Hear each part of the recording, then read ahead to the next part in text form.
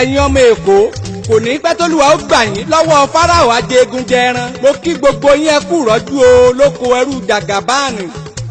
Bọ́lá Tinúbú ló jẹ́ sẹ́nétọ̀ tó lọ ṣojú Lagos West Senatorial District ní 1992 tó gbá yín lójú tójú yín fẹ́ẹ́ fọ́. Ó tún wá di 1999 ó tún jẹ gómìnà lé yín lórí. Ọmọ yín tó jọmọ Èkó proper ó jáde ẹlẹ́dànù ìyẹn Wahab Dosùnmú.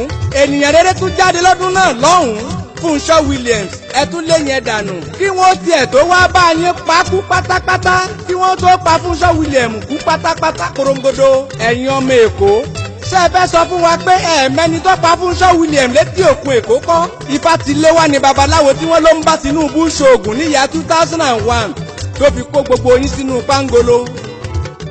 Àwọn èrè mẹ́ta tí Tinúbú ní kí wọ́n ṣe sí tóògèètì lọ́nà Ìbàdàn àwo ló lè yé ọ̀gbẹ̀rì onímọ̀. Ìgbà tí Tinúbú lọ́dún mẹ́jọ tiẹ̀ tán ṣé wọ́n ṣe primary kí wọ́n tó gbé Fáṣọlá jáde? Ẹ béèrè lọ́wọ́ ara yín ọmọ Èkó. Fáṣọlá tí Tinúbú gbélé yín lórí gangan kì í sọmọ Èkó. Àǹbọ̀dé tó tún gbé jáde lọ́tẹ̀ yìí kì í sọmọ Èkó. 1960 ní Nàìjíríà gbòmìnira tí gbogbo wa dáṣọ fún jótà aṣayẹyẹ. 1960 lágbára wa lọ́wọ́ àwọn òyìnbó amúnisìn létí ọ̀sà. Ẹ̀yin ọmọ Èkó ọjọ́ wo lẹ́yìn tó fẹ́ gba independent lọ́wọ́ Bọ́lá Tinúbú? Gbogbo oúnjẹ tó tọ́ sí yín ni Bọ́lá Tinúbú kó fáwọn ọmọ ìlú òkè pé kí wọ́n jẹ. Tinúbú ti sọ nílùú London ó lọ́ra ìsà làwọn ọmọ Èkó jẹ́. Ẹ jẹ́ kí wọ́n mọ̀ sọwọ́ méjì lókè fẹ́ nìkan kí wọ́n mọ̀ jẹsẹ̀ mọ́lẹ̀. Ẹ̀yin ọmọ Èkó ẹ jí gìrì lójú oorun òṣèlú. Ẹ ronú ara yín o. Ológun dúdú fẹ́ ta yín jí. Mo fẹ́ pàkíyèsí yín sáwọn nǹkan wọ̀nyí. Ọmọwòra rẹ̀ tí Tinúbú fi ṣe kọmíṣánná níjọ́sí Ilé Ifẹ̀ ló ti wá. Arẹ́gbẹ́ṣọlá tó fi ṣe commissioner for works Oko Òjèṣà ló ti wá. Michael Ọpẹ́yẹmí Bámidélé MOB tó ṣe commissioner for sport Ìyìn Èkìtì ló ti wá. Délé Aláké tó tún ṣe commissioner nígbà kan Èkìtì ló ti wá. Ẹ̀yin ọmọ Èkó ẹ̀tọ́ yín dà ọmọ Islander. Tinúbú ti jẹ yín máyé aṣíwájú àwọn ọmọ olè ti gbàre yín ẹ kígbe. Gbogbo ogún bàbá yín ni Bọ́lá Tinúbú ti gbẹ́sẹ̀ lé bóyá lẹ gbọ́n bí pé Bọ́lá Tinúbú ti ta Lagos City Hall fẹ́nìkan.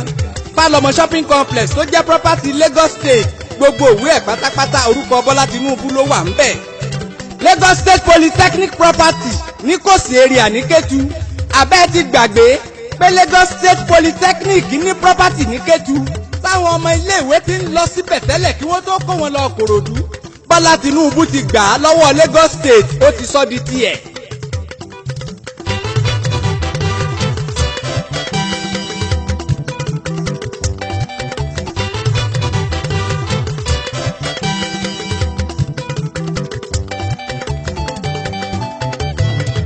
Dípò orúkọ Lagos State tó wà lórí ilẹ̀ ọ̀hún àti gbogbo ilé gbogbo ilẹ̀ gbogbo igi gbogbo òdòdó gbogbo ọkọ̀ tí Lagos State government ti ní lórí property ọ̀hún orúkọ aṣíwájú Bọ́lá Tinúbú ló wà níbẹ̀ lọ́wọ́lọ́wọ́.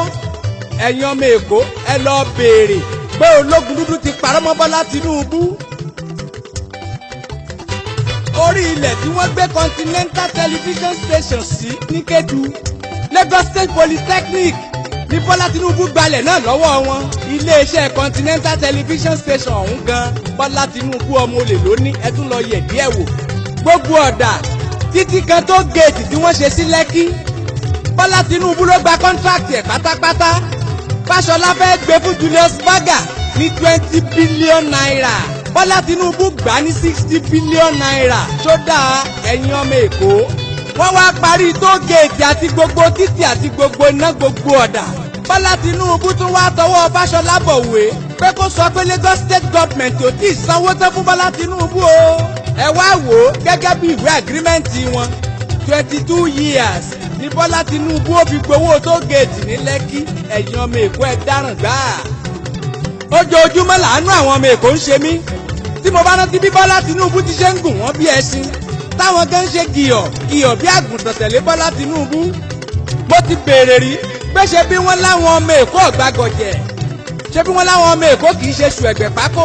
Ẹ̀yin ọmọ Èkó Olúwa mi ìbá sí yín lójú ẹ̀mí ni ẹ bá mọ̀ fọ́rọ̀ yín lọ́wọ́ Tinubu kì í ṣojú lásán gbogbo pásítọ̀ gbogbo àfáà gbogbo babaláwo gbogbo egúngún yín gbogbo onímọ̀lẹ̀ nígbò ògúnnu kí ni wọ́n ń ṣe àjèjì kan ṣoṣo lọ́wọ́ á kó gbogbo Èkó lẹ́rú pátá àsìkò ti tó tẹ́ ẹ fẹ́ kú nínú ìgbèkùn èṣù ẹ jẹ́ ká lọ ọ̀rọ̀ mi ń bá mo kó mo rò ó bọ̀.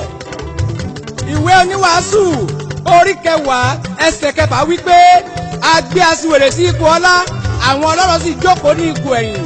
bákan náà ìwé Mátíù orí 19 ẹsẹ̀ 23 ó sọ wípé nígbà náà ni Jésù wí fún àwọn ọmọ ẹ̀yìn rẹ̀ pé lóòótọ́ ni mo wí fún yín ó ṣòro gidigidi fún ọlọ́rọ̀ láti wọ ìjọba ọ̀run mo sì wí fún yín ẹ̀wẹ̀ ó rọrùn fún ìbákasí ẹ láti wọ ojú abẹ́rẹ́ jù fún ọlọ́rọ̀ láti wọ ìjọba ọ̀run lọ.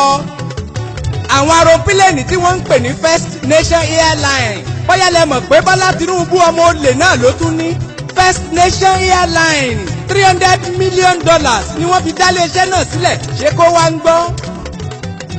owó Èkó ní ń gbé wọ́n kó gbogbo owó ìpínlẹ̀ Èkó lọ ìpínlẹ̀ Ọ̀ṣun ìyẹn l'Arẹ́gbẹ́ṣọlá fi ń polongo owó tó yẹ kí wọ́n fi tún ìpínlẹ̀ Èkó ṣe ìyẹn ni Fáyẹmí kó lọ sékìtì tó fi lọ kàmpéènì.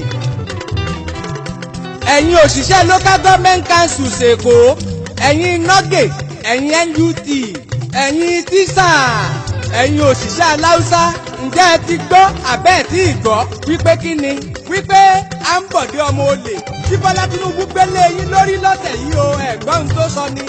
ó ní tóun bá ti di gómìnà ìpínlẹ̀ Èkó òun fẹ́ gé owó ẹ̀yin òṣìṣẹ́ ṣé ẹ ti gbọ́ ẹ̀yin òṣìṣẹ́ káńsù ẹ̀yin olùkọ́ nípínlẹ̀ Èkó ẹ̀yin òṣìṣẹ́ aláùsá èló gan-an lẹ̀ ń gbà lóṣù Sámbọ̀dé tó fẹ́ yọ nínú owó yín o ẹ̀yin tíṣà